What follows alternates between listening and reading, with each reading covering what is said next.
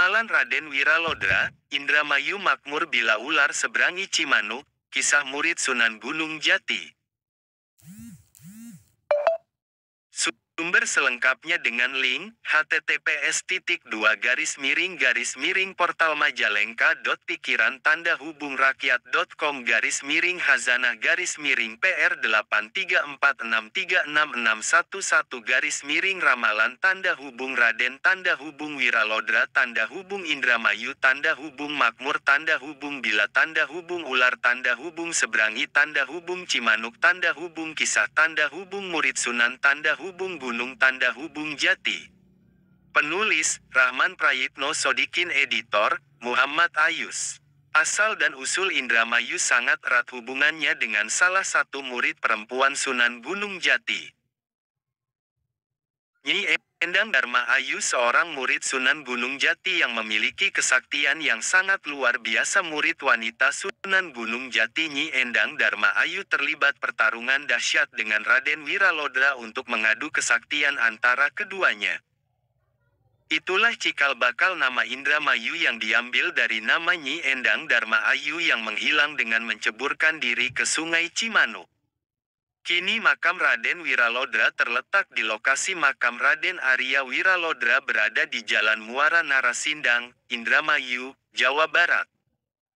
Letak makam Raden Wiralodra terdapat di belakang Gor Singalodra, Sindang, Indramayu. Pemakaman Wiralodra nampak dengan gapura bata merah sangat mirip dengan yang ada di pemakaman Sunan Gunung Jati. Dalam buku sejarah juga dikatakan kalau Raden Wiralodra mengikuti ajaran Sunan Gunung Jati dan ikut memeluk agama Islam. Satu batu prasasti akan tampak ketika kita memasuki area pemakaman Raden Wiralodra. Terdapat beberapa bait kalimat yang tertulis dalam batu prasasti yang menempel di sana. Raden Wiralodra tampak seperti meramalkan tentang masa depan Indramayu setelah ia tinggalkan. Raden Wiralodra meramalkan suatu saat nanti Indramayu akan menjadi daerah makmur bila sudah ada tanda-tanda yang disebutkan dirinya. Inilah bait kalimat yang tertulis di batu prasasti itu. Akan tetapi Allah berikan rahmatnya yang agung, Dharma Ayu kembali makmur, tidak ada satu hambatan. Tandanya jika ular seberangi Sungai Cimanuk, sumur Kejayan mengalir deras, lampu menyala tanpa minyak, semuanya hidup makmur. Pada bait berikutnya Raden Wiralodra pun berpesan kepada para pengikutnya penduduk Indramayu dengan menuliskan pesan ini. Bekerja sama dengan tentara membantu penguasa semuanya hidup tentram, gemah ripah loh jinawi, seluruh negara hidup makmur, pungkasi tulisan ini. Makam Raden Wiralodra terlihat berdampingan berjejer dengan Ki Tinggil. Ki Tinggil adalah pengikut Raden Wiralodra yang selalu menyertai Raden Wiralodra dalam pengembaraan kemanapun ia pergi. Berada di sebelah timur ada 5 makam lagi yang merupakan kerabat dari Raden Wiralodra, yaitu 1. Makam Raden Riantaka 2. Makam Raden Surta Merta 3. Makam Nyi Ayu Inten 4.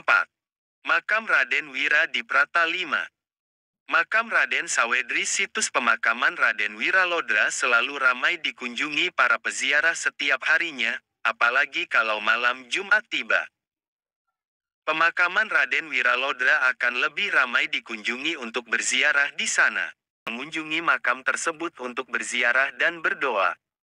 Sunan Muria merupakan anak dari Sunan Kalijaga melalui pernikahannya dengan Dewi Saroh. Raden Umar Said terkenal akan ilmunya yang sakti, dan terkenal sebagai pencipta tembang Sinom dan Kinanti. Dalam dakwahnya, Raden Umar Said lebih menekankan dakwahnya kepada kaum nelayan, pedagang dan rakyat jelata. Menginjak dewasa, Raden Umar Said menikah dengan Dewi Sujinah yang merupakan putri dari Sunan Mudung, Raden Usman Haji. Sunan Mudung merupakan salah satu putra dari Sultan Mesir yang melakukan perjalanan hingga Tanah Jawa. Sunan Mudung sendiri merupakan ayah dari Sunan Kudus. Dari pernikahannya dengan Dewi Sujinah, ia dikaruniai putra bernama Pangen Santri atau Sunan Ngadilangu. Mengutip hidayatuna.com, menurut beberapa kisah, Raden Umar Said juga mempersunting Dewi Roroyono yang terkenal akan kecantikannya. Dewi Roroyono merupakan putri dari Sunan Ngerang, seorang ulama terkenal di Juwana yang memiliki ilmu kesaktian yang tinggi, serta merupakan guru Raden Umar Said dan Sunan Kudus. Kecantikan Dewi Roroyono ini menimbulkan pertumpahan darah, di mana adik seperguruannya Kapak menculik Dewi Roroyono yang kemudian menyerang dan mengerahkan Aji Pamungkas kepada Raden Umar Said, namun hal itu justru menjadi serangan berbalik dan mengenai Kapak hingga ia tewas. Keistimewaan atau karomah Sunan Muria berada pada benda-benda peninggalannya.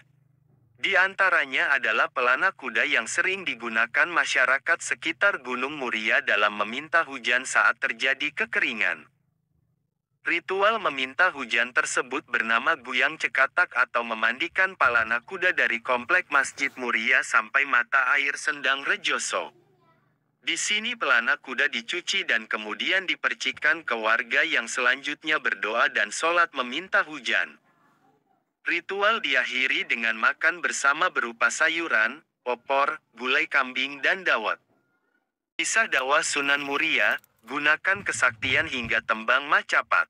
Sumber, https://www.liputan6.com/ Nama Sunan Muria, sangat masyhur di Jawa dan seantero Nusantara. Salah satu dari 9 wali Songo ini juga dikenal sebagai Sunan Muria Abdul Jalil Jakarta. Nama Sunan Muria, sangat masyhur di Jawa dan seantero Nusantara. Salah satu dari 9 wali Songo ini juga dikenal sebagai Sunan Muria Abdul Jalil, yang diyakini menyebarkan agama Islam di Jawa pada abad ke-15 hingga ke-16. Sunan Muria merupakan tokoh yang sangat penting dalam sejarah penyebaran Islam di wilayah Jawa Tengah, terutama di sekitar Gunung Muria, Jawa Tengah, Indonesia. Nama aslinya adalah Raden Umar Said atau Mbah Umar Said. Ia adalah keturunan dari Pangeran Brawijaya kelima, raja terakhir Kerajaan Majapahit. Sunan Muria memiliki peran penting dalam mengislamkan masyarakat Jawa pada masa itu, dan pengaruhnya masih terasa hingga sekarang. Sunan Muria dikenal sebagai seorang wali yang saleh dan bijaksana. Ia hidup sederhana dan berdakwah dengan cara yang sangat efektif, menggunakan bahasa dan budaya lokal untuk menyampaikan ajaran agama Islam. Ia banyak mengajarkan nilai-nilai kebaikan, kasih sayang, dan perdamaian kepada masyarakat sekitar. Salah satu tempat yang sangat dihormati dan sering menjadi tujuan ziarah adalah makam Sunan Muria yang terletak di lereng Gunung Muria, di Desa Sarirejo, Kabupaten Kudus, Jawa Tengah. Setiap tahunnya, banyak orang yang mengunjungi makam tersebut untuk berziarah dan berdoa. Sunan Muria merupakan anak dari Sunan Kalijaga melalui pernikahannya dengan Dewi Saroh. Raden Umar Said terkenal akan ilmunya yang sakti, dan terkenal sebagai pencipta tembang Sinom dan Kinanti. Dalam dakwahnya, Raden Umar Said lebih menekankan dakwahnya kepada kaum nelayan, pedagang dan rakyat jelata.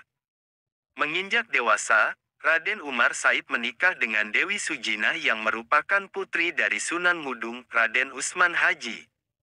Sunan Mudung merupakan salah satu putra dari Sultan Mesir yang melakukan perjalanan hingga Tanah Jawa. Sunan Mudung sendiri merupakan ayah dari Sunan Kudus. Dari pernikahannya dengan Dewi Sujinah, ia dikaruniai putra bernama Pangen Santri atau Sunan Ngadilangu. Mengutip hidayatuna.com, menurut beberapa kisah, Raden Umar Said juga mempersunting Dewi Roroyono yang terkenal akan kecantikannya. Dewi Roroyono merupakan putri dari Sunan Ngerang, seorang ulama terkenal di Juwana yang memiliki ilmu kesaktian yang tinggi, serta merupakan guru Raden Umar Said dan Sunan Kudus. Kecantikan Dewi Roroyono ini menimbulkan pertumpahan darah, di mana adik seperguruannya Kapak menculik Dewi Roroyono yang kemudian menyerang dan mengerahkan Aji Pamungkas kepada Raden Umar Said, namun hal